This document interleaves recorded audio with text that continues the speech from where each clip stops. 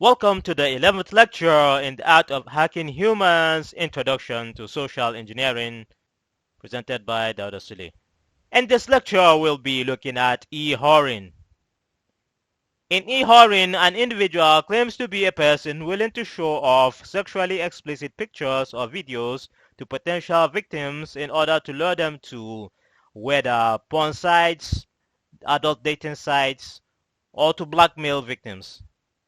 E-whores may make a presentation of willing to show off sexually explicit images in a bid just to lure victims to register on a porn site or an adult dating site, and they can also use that as a means to blackmail the victims, which is to say they could blackmail the victims by sending out to everybody that this guy has been looking for sexually explicit pictures or videos, or they might make the victim to send explicit, compromising images of themselves, whether videos or pictures. E-whores may deceive victims into registering on adult sites or paying for sexually explicit material or sending them, that is, to making the victims send them sexually explicit material. E-whores usually try to get individuals to register on sexually oriented adult sites, which would earn the e-whore a commission for each member gotten, something like that. It may also be that the e-whore requests payments for pictures or videos, which will probably not be sent. The e-whore may also ask the victim to send compromising photos or videos, like new videos or pictures, or get them to get in a compromising position on a webcam, then use such images to blackmail the victim, threatening to release such compromising footage if a fee is not paid. E-whoring compromises victims by taking advantage of curiosity, desire, and lust. That is, curiosity to see pornographic material in a bid to satisfy their desire and lust. That's the victim's desire and lust. A way to avoid being a victim of e-whoring is to avoid pornography altogether. And if you can't avoid pornography, your indulgence should be controlled. You should know sites that are authentic and safe, which you can stick to. Those who cannot keep off pornography should know which sites are authentic and safe and restrict themselves to such sites. And that is more especially sites where one-on-one interaction will be involved, which could involve exchange of images or videos. This can help avoid falling victim to a malicious e-whore.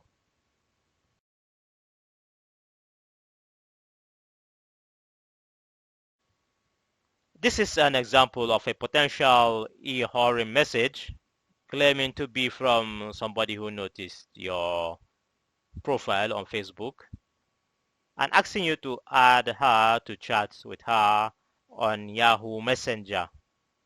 Probably when you get to Yahoo Messenger, it will be a video chat showing an apparently attractive lady or something like that, which will probably refer you to a URL where you can see more explicit images or videos, since Yahoo Messenger does not allow for explicit videos and images, or any other orthodox video chatting application for that matter. So you could be referred to a URL, which would be for you to go and register on a site, or it could be a way to luring you into sending your own images so that you can be compromised and blackmailed. The e-whoring messages usually come with a video or at least images that are not so explicit but might appear to be a prelude to the explicit images.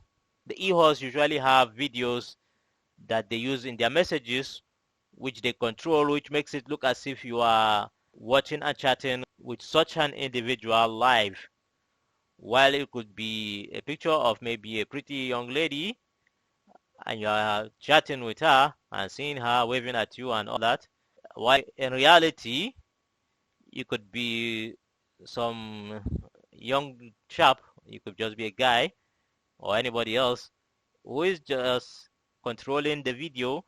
If he wants to wave, he can click a certain or tap a certain key or click whatever, and the video will wave or smile and things like that, giving the impression that you are chatting with somebody and that person is willing to show you explicit pictures. At the end of the day, you may be made to register on a porn site or any other adult site, and the e-whore gets a commission for that. And if you are even more unfortunate, it could be a very malicious e-whore who will lure you into revealing compromising images or videos of yourself, which the e-whore can use for blackmail. So that brings us to the end of this lecture. See you in the next lecture. Baiting.